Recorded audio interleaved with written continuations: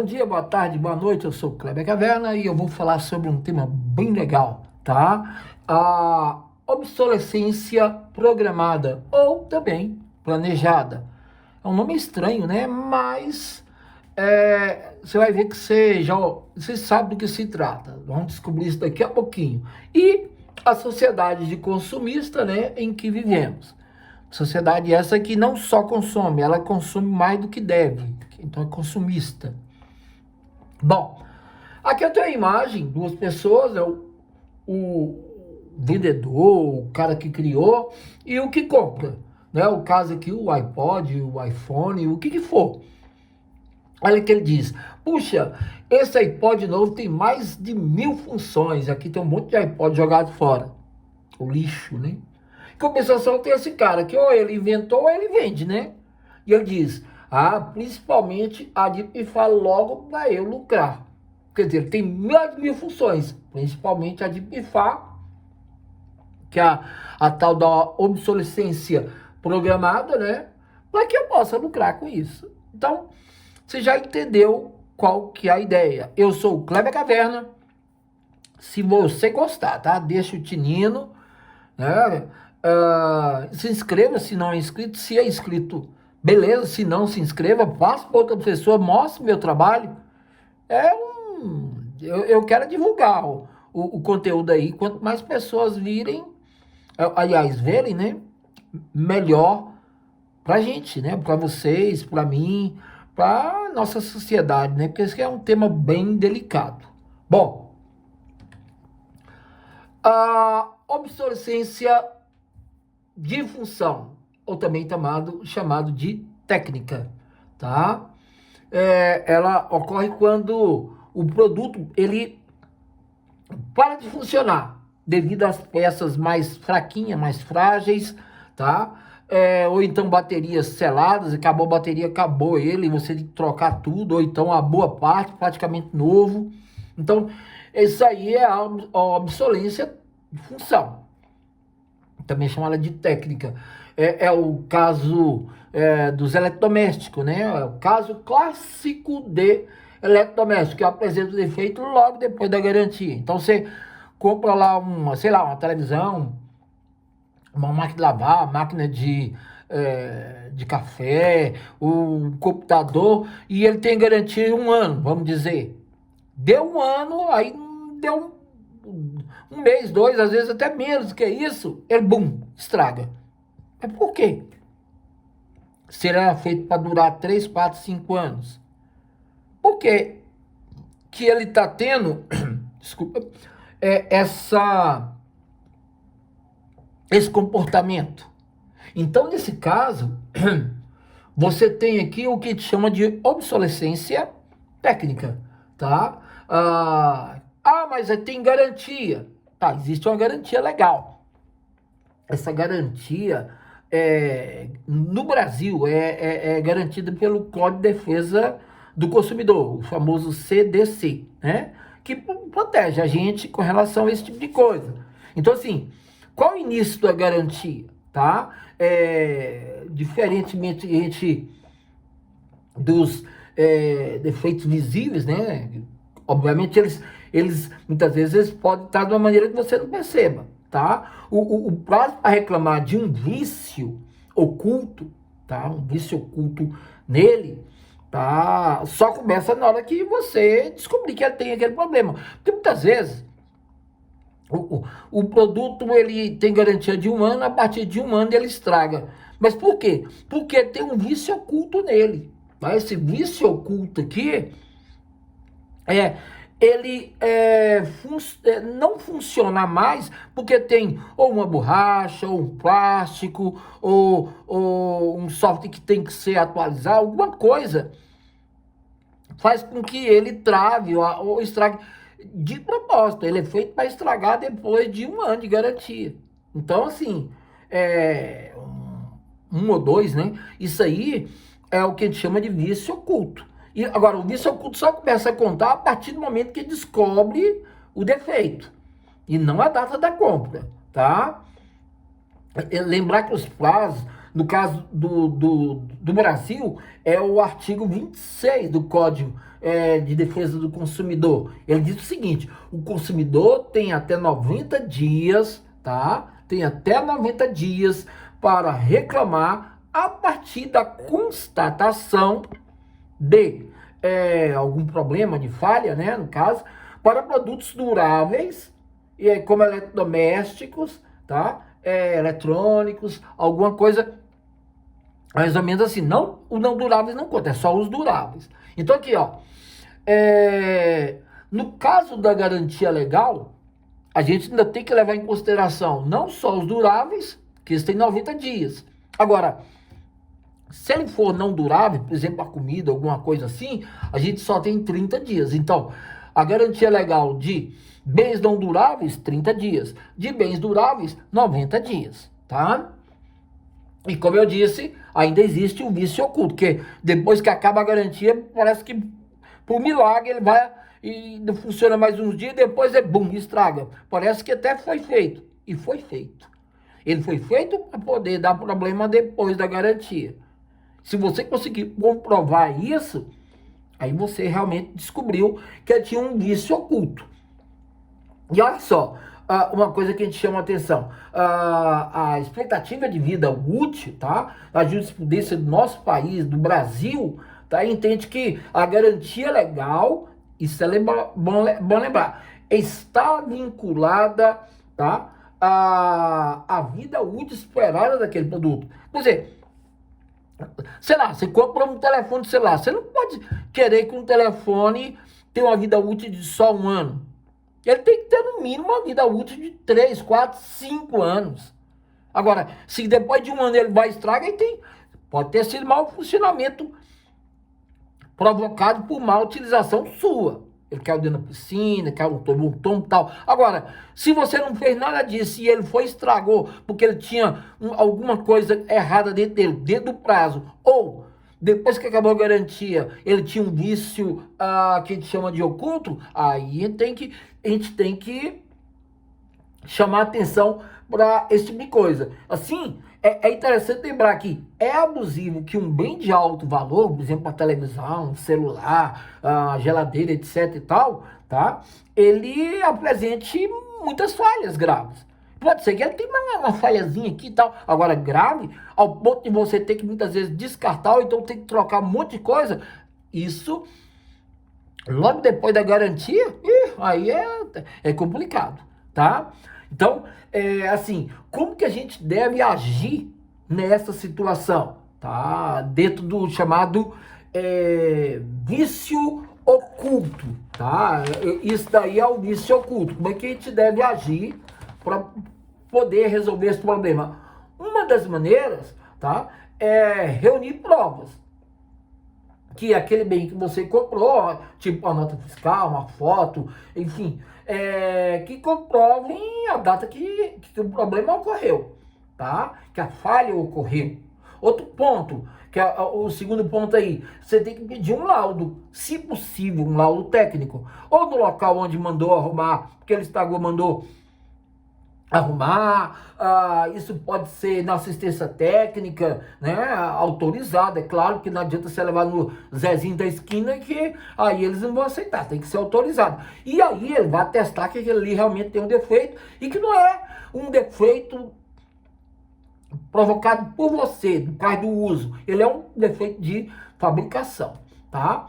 O terceiro ponto, você vai ter que formalizar a reclamação. Então você já descobriu que está tendo esse defeito, essas coisas, reuniu as provas, você vai formalizar a reclamação, você vai transformá-la, tá, em algo que você possa questionar. Você vai entrar em contato com o fabricante, com a loja, com o cara que te vendeu o produto, não importa.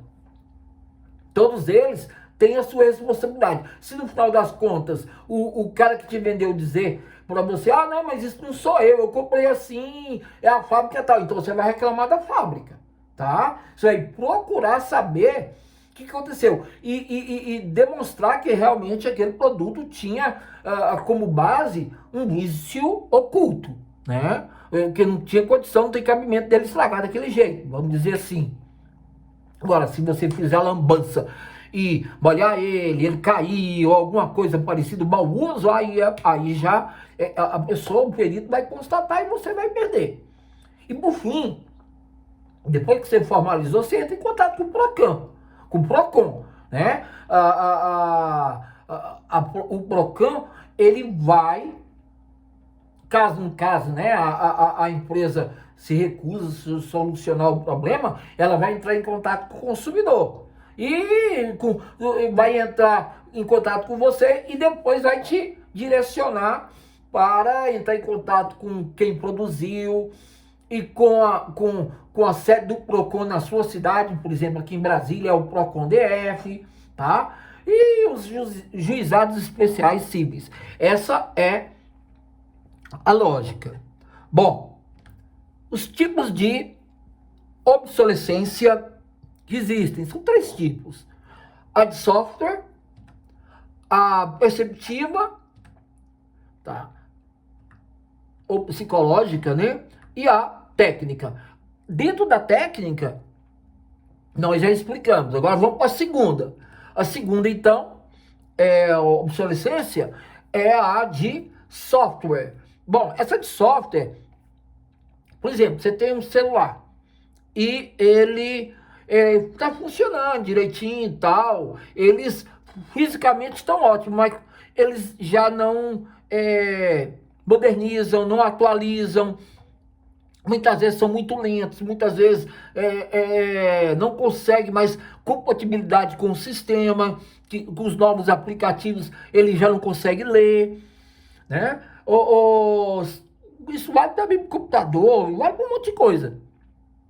Basicamente, acontece quando a gente tem aparelhos eletrônicos, né, que funcionam muito bem fisicamente, tipo o celular, mas deixam de receber atualizações do sistema, tá? Ou então eles acabam perdendo a capacidade e a compatibilidade de acessar determinados aplicativos, tá? Tornando eles, obviamente, lentos, morosos, inoperantes e, assim, um atraso na vida da gente. Então, isso seria obsolescência software.